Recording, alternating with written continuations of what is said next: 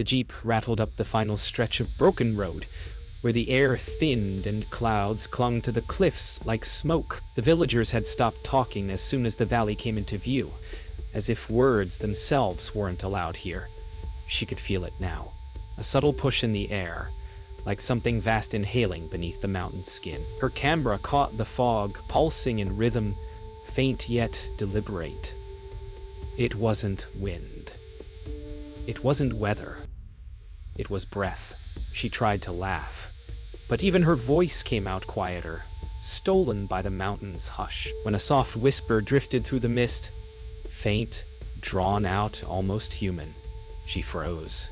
The sound shaped itself into something she couldn't mistake. Her own name stretched thin through the cold air. By dusk, the valley had swallowed every sound. Even insects seemed to avoid it. They reached the tiny village at the base, where rooftops leaned together, as if sharing secrets. No laughter, no chatter, only the steady flapping of faded flags.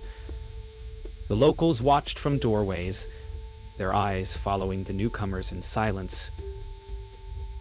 Someone whispered a word, "Ah, spirit," before spitting over their shoulder. She smiled politely, but unease crawled under her skin. The mountain's pulse echoed faintly in her ears, like something breathing inside her head. That night, as she reviewed her footage, she noticed fog movement, too precise to be wind, almost like something alive responding to her lens. Inside the guest hut, air smelled of yak butter and ash. The old caretaker refused payment, only muttering that she should leave before the second breath. Her camera lens fogged, though the fire burned low. Something pressed against the thin walls, a sigh that made dust swirl in circles. She set the camera to record overnight. When she lay down, exhaustion pulled her under fast. But sometime past midnight, she awoke to the faint sound of whispering, her name again drawn out like breath. She turned toward the window. Outside, fog curled in slow motion, glowing with faint blue light. Morning light brought no comfort, only silence so thick it pressed against her chest. Her camera had captured hours of mist movement, but one frame froze her blood. A silhouette standing in the fog, facing the hut. It hadn't been there when she filmed. Outside, Kieran checked the jeep, muttering that the engine felt breath wet. She found Tenzin waiting near the trail. Prayer beads clutched tighter than before. He said the mountain remembers voices, especially those who call its name. She hadn't. But maybe, through her recordings, she already had. They began the ascent that afternoon, following a trail carved between pine roots and frozen streams. The locals refused to guide them further. Only Kieran stayed close, eyes darting toward the peaks. With every 100 meters, the wind grew stranger. Not stronger, but heavier, pulsing. Her breath began sensing with it unconsciously. The forest thinned until the sky opened above a sheer ridge. She set up her tripod to capture the panorama, but when the lens turned toward the peak, the focus refused to lock. It was as if the mountain blurred itself, hiding behind moving clouds. Then the fog rolled down, thick, deliberate, alive. The trail narrowed into stone ribs winding through clouds. Her breath fogged the camera lens, every exhale merging with the mist. The world had gone silent. No birds, no water, not even wind, only that deep rhythm echoing beneath her boots. It was subtle at first, like a heartbeat somewhere below. Then she heard it again, unmistakable this time. A whisper threading through the fog, repeating her name. Kieran called out, but his voice vanished halfway through the sentence. Even sound didn't travel right here. She gripped her recorder, heart pounding as her own name drifted back, distant yet intimate, like it came from inside her lungs. They stopped by a frozen stream that looked more like a scar than water. Kieran muttered that they should turn back before the second breath. She asked what that meant, but he only shook his head, listening. The air trembled faintly, a pulse that moved through the rocks beneath their feet. She crouched, pressing her hand against the ground. It was warm, for a mountain of ice that made no sense. Her camera tilted toward the mist, lens flickering as if trying to focus on something invisible. Then came a low hum, vibrating through her bones, followed by a sound like inhalation. The mountain was breathing in again. A shape appeared in the fog, faint, tall, not quite human. She blinked, and it was gone. Kieran cursed softly, whispering a prayer. Then something else emerged. The smell of wet earth, old and deep, like freshly opened graves. Her radio crackled, though no signal should exist here. A voice broke through the static, her own, whispering the same words she'd said hours ago while filming. The sound wasn't playback, it was live. She yanked the batteries out, but the voice didn't stop. It grew fainter, replaced by a rhythmic breathing that seemed to come from inside the device itself. The mountain was listening and answering. They reached an abandoned campsite by a jagged ridge. Torn tents, rusted tins, footprints frozen in mud that didn't belong to them. Her fingers shook as she lifted a broken camera from the ground. Its lens cracked, time stamp still running. The screen flickered once before showing footage of fog moving in and out like lungs. Then it turned to her face, standing exactly where she was now. Kieran swore and backed away. She hadn't been here before, but the footage showed otherwise. The mountain wasn't just breathing, it was remembering. As night descended, fog closed around their camp like a heartbeat slowing down. The valley below vanished beneath the clouds. She heard chanting, faint, rhythmic, not human language. Kieran claimed it was the monastery monks praying to hold the breath back. She listened closer. The chanting aligned perfectly with the fog's pulse, as though the mountain and the monks breathed together. Then the rhythm broke. A deep exhale rolled down the slopes, shaking the trees. Every compass needle in her pack began spinning. She grabbed her camera, but before she could film, the fog whispered her name again, this time from right behind her ear. Sleep never came. Each time she closed her eyes, the whisper grew clearer.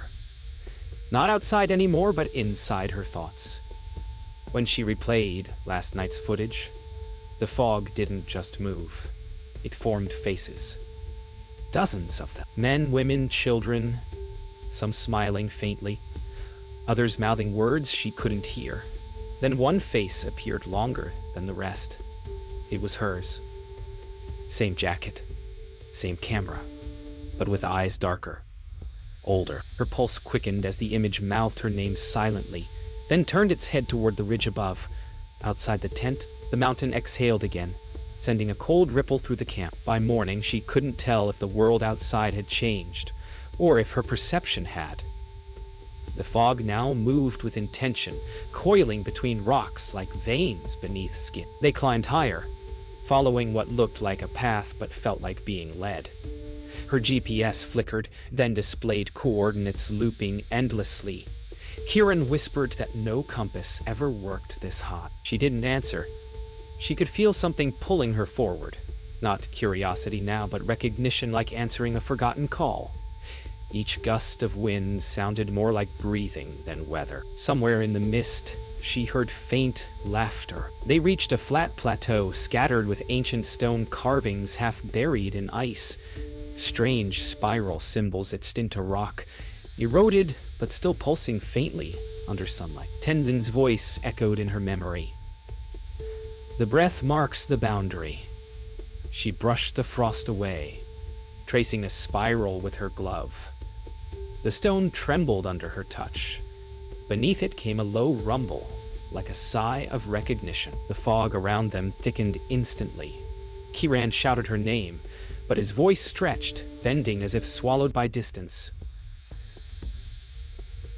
Then, everything fell silent again, except the steady sound of breathing, now matching her heartbeat. That night, she heard the monks again. Faint chanting carried through impossible distance. The mountain responded, each chant matched by a deeper rumble beneath the ground. She realized the fog wasn't random. It moved to rhythm, Drawn to sound, testing a theory, she whispered her own name into the air. The mist pulsed once, then whispered it back, louder. Kieran begged her to stop, but she repeated it again, steadier this time. The mountain inhaled deeply, drawing fog inward, pulling her hair toward the ridge as if gravity reversed. The whisper changed tone, no longer echoing her voice, but someone else entirely. The voice that came next was deep, resonant, impossible. It spoke in a language older than words, yet she understood it. It wasn't calling her name anymore. It was asking for it. Images flashed in her mind. Climbers, monks, villagers, all standing at this same spot across centuries, each one vanishing into mist. The mountain wasn't evil. It was lonely. It collected names like memories, voices to keep breathing through time. Her camera light blinked as it began recording on its own. Behind her, Kieran's scream split the silence as the fog rose in towering waves. She turned and saw his outline dissolve, one breath at a time. There was no dawn, only a dim silver glow that made time meaningless. The campsite was gone, swallowed whole.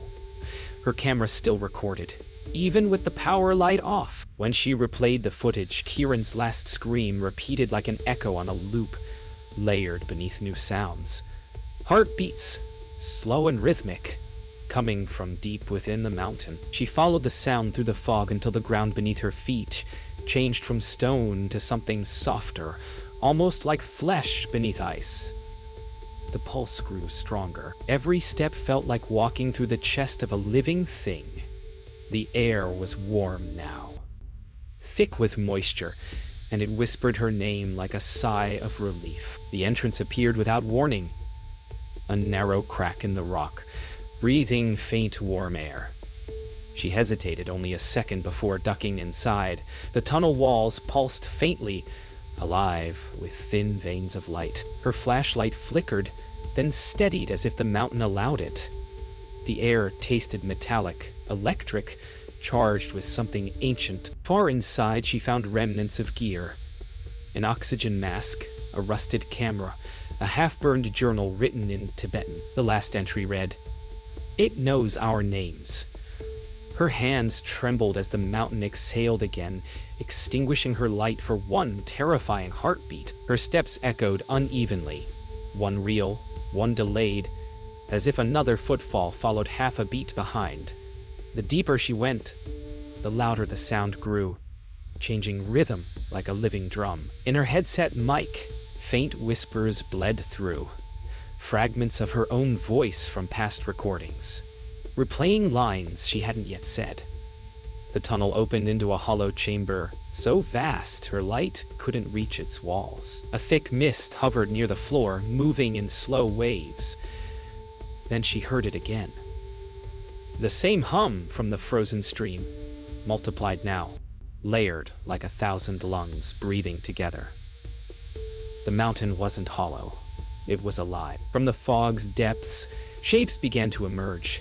Outlines of people, hundreds of them, motionless, semi-transparent. They weren't walking, but drifting, suspended like memories in water. As her light swept across their faces, she recognized some explorers, villagers, even Tenzin. They stared at her with calm expressions, lips moving soundlessly. The breath of the mountain synchronized with theirs, inhaling and exhaling in one perfect rhythm. She realized the mountain didn't kill them. It kept them, preserved their voices, their names, their existence, trapped forever in the breath. Then one of them stepped forward and whispered, "Welcome back." The whisper turned into a voice, calm, ancient, resonant from every direction at once. It spoke through her chest, vibrating her bones. It didn't ask questions. It remembered them. She saw flashes, storms, avalanches, centuries of climbers calling out names that never returned. The voice said her name one final time, but now it wasn't calling her. It was releasing her. The chamber began to collapse inward, fog swirling violently as if the mountain itself was exhaling its prisoners. She ran, light flickering wildly, the path behind her closing in rhythmic pulses. At the exit, she turned once more. The fog parted, and through it, Tenzi's eyes stared back, serene and sad, before the mountain inhaled again. She stumbled out into the pale morning, lungs burning. The fog had thinned, but every exhale she released now came out white and rhythmic. The same pattern the mountain breathed in. The valley below was silent. The village roofs were buried in mist, yet no smoke rose from chimneys. She pressed her recorder against her chest. It picked up a faint pulse. Not her heartbeat, something deeper. When she spoke, the sound echoed twice, her own voice returning a second late, as though the air remembered it. The mountain had let her go, but not entirely. Part of it now lived inside her, breathing through her. The descent was harder than the climb. Her compass spun endlessly, and trails shifted as if alive. She followed sound instead of sight, faint whispers guiding her through the fog. Hours later, she found the monastery she'd passed days before. Its gates were open, candles still burning, though no one remained. Prayer wheels turned slowly on their own. She entered the main hall and froze. Her footage was projected across the walls, flickering in endless loops. The mountain's rhythm filled the air through broken speakers. It wasn't her equipment. It was the monastery itself, breathing through light and sound. A figure moved in the corner, Tenzin. His robes were torn, face calm but not entirely human. She stepped closer, whispering his name. He raised a trembling hand and pressed a prayer bead to her camera. The lens flickered, displaying hundreds of faces again, but now they whispered in harmony. "The mountain remembers," he said softly. "You are its voice now." Then he faded, like breath dissolving in sunlight. Her camera light dimmed. The chants from unseen monks rose once more, vibrating through the stone floor. Matching the rhythm in her chest, she realized the breath would never stop. It had simply changed lungs. By nightfall, she reached the jeep still parked on the ridge. The engine started on the first try, though frost covered everything. As she drove down the serpentine road, fog followed her like a living tale. Each curve revealed more of the valley until finally, from her rear mirror, she saw the mountain exhale, a colossal wave of cloud rolling upward as if sighing farewell. But even over the engine's roar, she heard her name once more, softer this time. It wasn't a warning anymore. It was gratitude. She didn't look back. The recorder on the seat beside her played faint breathing.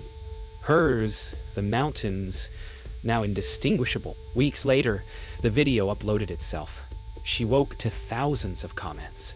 People claiming to hear their own names whispered through her footage. Some swore the fog on screen moved in sync with their breathing. She tried deleting it, but every copy reappeared on new accounts, each labeled "The Breath." The more people watched, the louder the whispers became. News channels called it a viral illusion, a shared hallucination. But every night, her windows fogged from the inside, the glass pulsing with quiet rhythm. She pressed her hand against it and felt the mountain breathing back. Not miles away, but right here, in her apartment. It began quietly. Subtle reports of viewers hearing whispers through speakers. Fog appearing in rooms miles from the mountains. Her inbox overflowed with messages.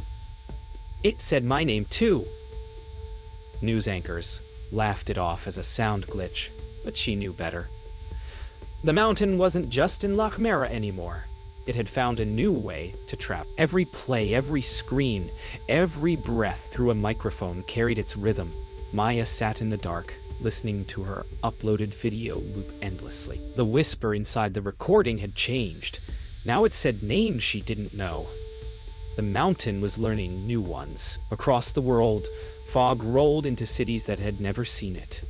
It seeped through train stations, airport hangars, and glass towers. People filmed it, fascinated, until the sound began. The hum was faint at first, then rhythmic, echoing exactly like breath.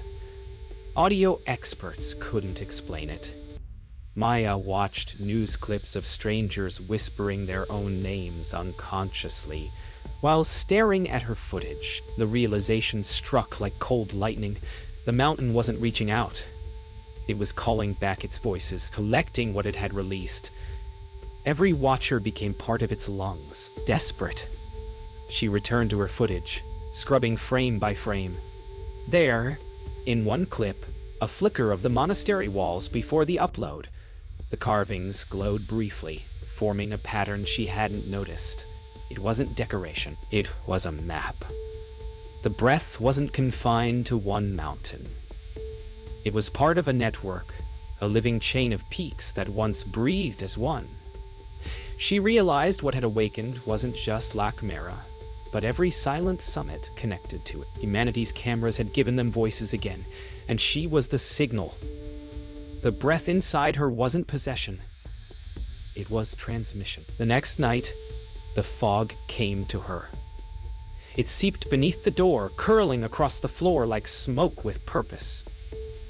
She didn't move. The whisper filled the apartment. Not words now, just pure breath, deep and steady. She felt her lungs sensing to it again, each inhale no longer her own. The lights flickered. The video screens went dark, one by one, leaving only her reflection in the glass. Then faintly behind her image, the silhouette of the mountain appeared, not outside, but within the reflection itself. The breath paused for the first time. Silence, heavy and alive. She took one final breath and exhaled mist. Her voice dissolved into it, soft and endless. Across the world, people froze mid-breath as their fog joined hers, converging into a single global rhythm. The mountain's image shimmered across every screen, every reflective surface, whispering a single phrase in thousands of tongues. Now you remember. Cameras flickered, clouds thickened, and for one suspended moment, Earth itself seemed to inhale. Then, slowly, the fog began to recede. Silence returned, not peaceful but watchful. Somewhere far above, in Lac Mera Valley, the mountain sighed once more and smiled through the mist. Weeks passed, though time no longer felt linear. The fog had retreated, leaving skies too clear, air too still. News feeds filled with silence. Anchors staring at cameras, lips unmoving, waiting for something that no longer came. Maya's apartment stood empty, yet the camera on her desk still blinked red. Somewhere inside that lens, faint breath continued. The world had changed subtly. Cities now pulsed to invisible rhythm. Heart monitors in hospitals ticked in sync. Clocks seemed to hesitate once every few seconds, like the world pausing to inhale. The mountain's name was forgotten by most, but its breathing never stopped. It had only learned to hide within ours. In Lac Mera Valley, the monastery bells rang on their own.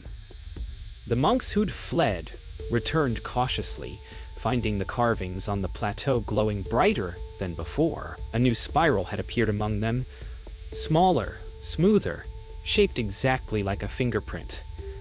They said the mountain had found its keeper. No one dared speak her name aloud, though her image still appeared sometimes in drifting fog. Her voice lingered between echoes of prayer, whispering not warnings but lullabies. The villagers called it mercy. The mountain called it balance. Far from the mountains, in crowded cities, people started recording strange things. Mirrors fogging briefly when no one exhaled. Whispered syllables in white noise. Infants giggling at unseen figures near windows. Scientists dismissed it as shared hysteria, but meteorologists couldn't explain the synchronized fog rising at dawn across continents. No longer weather. It was breathing, steady, invisible, patient. And within that breath, faint recordings surfaced online. Clips of Maya's old videos reappearing without uploaders, whispering one final line she'd never said aloud. It's your turn to listen. Tenzin climbed once more to the ridge where he'd her arrive. The air was perfectly still, yet he could feel warmth pulsing beneath the rocks. Kneeling, he whispered a prayer, not of fear but gratitude. When the wind finally stirred, it carried her voice, faint but unmistakable. It wasn't calling anyone this time. It was laughing, softly, like a breath after release. The mountain answered with one deep inhale, its shadow rippling across the valley. Then silence, but not absence, more like sleep. He smiled. The mountain had learned to rest. Somewhere between cloud and sky, the breath continued, unseen but eternal. Maya no longer existed in form, yet every inhale across the planet carried traces of her voice. Pilots flying over the Himalayas reported rhythmic turbulence, engines humming to a heartbeat that wasn't mechanical. Deep-sea microphones caught matching pulses under the ocean floor. The breath had become the planet's language, quiet, omnipresent, waiting. And every so often, when fog blankets the valleys at dusk, locals say you can hear her whisper, not as a warning, but a promise. As long as you breathe, the mountain remembers.